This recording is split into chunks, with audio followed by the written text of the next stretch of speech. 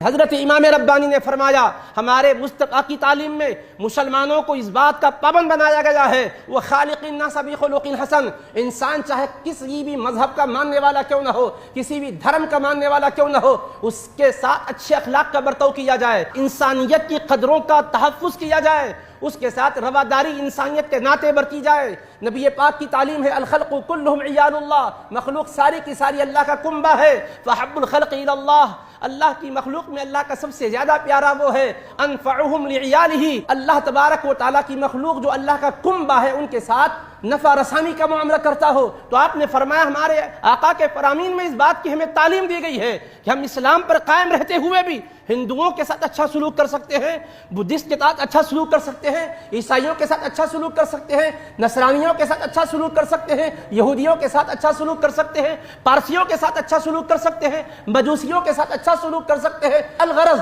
جو بھی جس مذہب کا ماننے والا کیوں نہ ہو اسے خیر کی طرف بلایا تو جائے گا، لیکن اگر نہ مانے تو محض اس لیے کہ وہ ہمارے اسلام کو نہیں مانتا اس سے ہم شدت کریں، سختی کریں، اس کی اجازت نہیں ہے۔ تو حضرت امام ربانی نے سمجھایا دنیا والوں کو کہ دیکھو